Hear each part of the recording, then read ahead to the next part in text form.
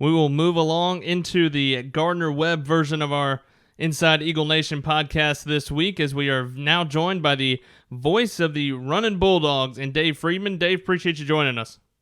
I'm happy to be here. How are you guys? Doing well, man. Good.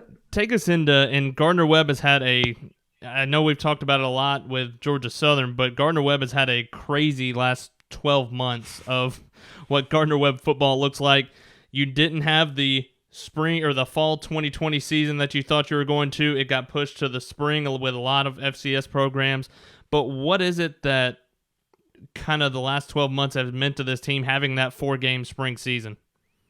Yeah, I think the coaching staff, a really, really young coaching staff, has been given an opportunity to evaluate and make some determinations of who can play at this level and who can't, and who their top guys are and who they need to focus on. And I think it was almost like a glorified spring kind of workout season. I think when they originally put together the spring season, it was serious and it was like a fall season. And by the time games were canceled, there was a ton of COVID stuff. The first 2 games kind of went off the way they had hoped for. And the second 2 games were serious, but they were kind of glorified practices and learning who your roster is and making some evaluations too. Dive into this offense for Gardner-Webb under Trey Lamb in his second season after coming over. What has the real change been on the offensive side? Well, the change on both sides has been the line play. It was not particularly deep or effective under the previous coaching staff, at least towards the end. And Trey has come in, and that has been the biggest emphasis in recruiting. More depth, more athleticism, bigger, faster, stronger, all the things that every coach would want and every coach preaches and talks about. But in the case of this coaching staff, particularly on the defensive side, but offensively too, they've recruited guys that are just better than were previously in place. On the offense, Clayton Frady, their right tackle, is all that. He's 6'5", he's 300 pounds. He's only a sophomore, all-conference player. He's a key guy. Defensively, Ty French, the defensive end, just shouldn't really be playing at this level. And they're now going 8, 9, 10 deep on the defensive line. So they've gotten just a lot better in the trenches. Ty French is definitely somebody that jumps out on film, and of course we in this area know about him from his days at Colquitt County High School. When you watch him with 4 tackles for loss in his debut against Elon this spring, and you're probably thinking, okay, how did he end up at Gardner-Webb? But that was an embarrassment of riches on that D-line, at least from that standpoint. Trey Lamb would tell you he shouldn't have ended up at Gardner-Webb. That was a whole lot of people whiffing and missing and recruiting with COVID, but he's a special player. He's a guy that you'll watch and go, geez, he should be playing at this level. And particularly as a pass rusher, I don't know if he's going to be as effective against the run. Obviously, we're going to see a ton of run on Saturday, but he's a dynamic guy. And particularly the modern offenses that pass the ball, 40 and 50 times a game, he's going to go get the quarterback. When you dive into kind of personnel for the offensive side for Gardner-Webb, the big thing that jumps out from the running back room is Nori Gaither, the junior out of Rock Hill. What is it that he brings to the table for this team?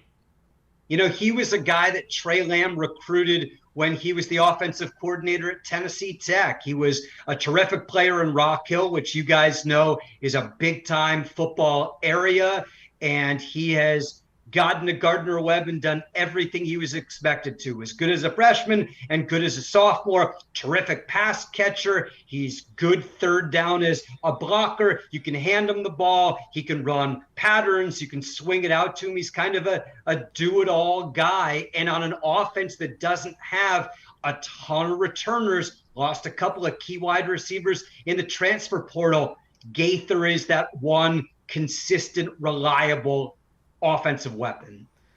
You mentioned about losing your top 2 receivers with Harper and Gathings both transferring out, but you add Luther, you add Skanes from UConn. They have made an effort to try to find some speed to make up for what was lost.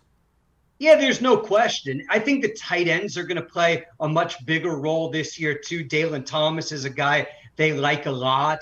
Um, it's an offense that wants to go up tempo, that wants to throw a ton.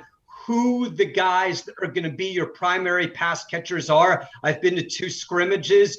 It can be different from one drill to the next, from one scrimmage to the next. They're still working all that out. Gaither is going to play a big role. Freshman running back Donovan Jones, he looks like he's going to play a big role. Those receivers, it's going to take a few weeks to figure it out. And honestly, their best receiver might be Jamison Turner, who won't play this Saturday. He's coming back from a torn ACL, but should be good to go maybe by conference season. I look at quarterback Bayley Fisher, number 1, because this is his second stop, 2, because Trey Lamb has experience coaching him during his days as the OC at Tennessee Tech, but also for people in Georgia, he's the guy that was the quarterback before Gunnar Stockton, who announced as a 5-star he's going to Georgia, but Fisher was pretty good at Raven County with over 12,000 career yards, too.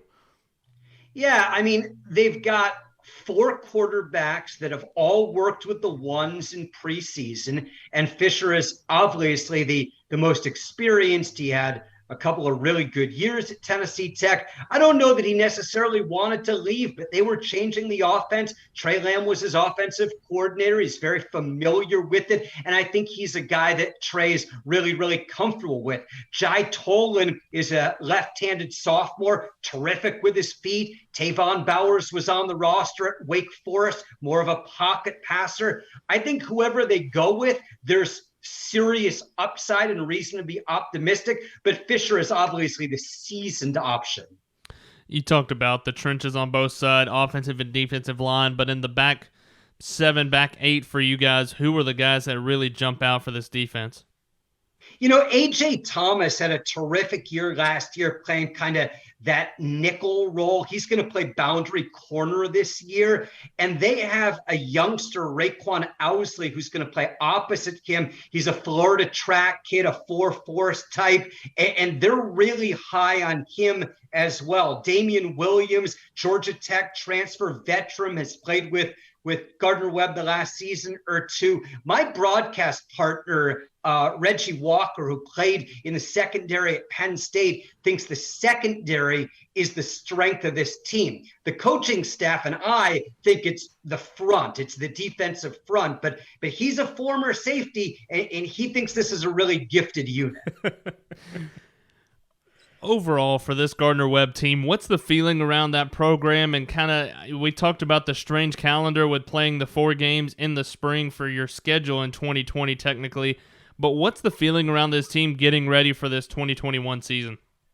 I think there's a ton of excitement, as there should be at every program in the country before you play a game. I think there's a lot of optimism. I mean, just the numbers of kids that are on the team up dramatically, the energy, the excitement level, the stuff they're doing with a young coaching staff on social and digital media. It looks like a modern, young, up-and-coming program. I think the fan base is energized, but there are a lot of questions, right? I mean, you played 4 spring games after missing the entire fall, and you have a new coaching staff. It's going to take some time for everything to be worked out, but I don't see any reason they shouldn't be optimistic. If you take the 2019 team and now look at the 2021 team, skipping over the 4-game spring season, they're just dramatically more talented. They just have better players. What was that spring season like for you? I know you do Winthrop basketball as well, but what was that season like for you while you're playing football when it's normally the tail end of basketball and into baseball season? Well, I've got a lot of charts I can auction off for you that we didn't get to use because games were canceled. It was bizarre. It was weird, but some football is better than no football, right? I mean, they got out there, they played, they learned some stuff. We got a chance to interact with the coaching staff and gain a rapport. And yeah, some of that stuff had to be done on Zoom, and we all had to be doing the testing and all that sort of stuff. But it was good just to have football. It was a very, very weird fall where I thought they were going to play up to 4 games. It seemed like they were probably going to play 2 games. They had a game against Charlotte canceled the Friday before Saturday kickoff. So, you know, it was something, and we'll take it. Dave, really appreciate your time. Really appreciate your insight on Gardner-Webb. Have a safe trip down to Statesboro, and we'll talk on Saturday. Yeah, look forward to seeing you guys. Good luck. Thanks, man. Once again, that's Dave Friedman, the voice of the Gardner-Webb Running Bulldogs, as they will be making their way to Allen E. Paulson Stadium this weekend. Haven't seen him in about 4 years. I know, it's been a while. I always forget that he is also the voice of Winthrop basketball. He's done Winthrop basketball for quite a few years. Yeah. And he's gotten to go to quite a few NCAA tournaments. I think Winthrop had a 12-5 victory one year. He was there when they beat Notre Dame. When that was an 11-6 matchup. That was one of the best teams Winthrop ever had when Greg Marshall was still the head coach quite a few coaching cycles ago. But somebody that it's been in for a long time and somebody that really cares about what he does and does a really good job. Strangely enough, that's not the only jobs he has. He's also a magician. Yes, he is. How about it? I still want to go to one of his magic shows. Well, John Morgo's a comedian. Yeah, he is. I guess in some way we're all comedians. Yeah, that's true.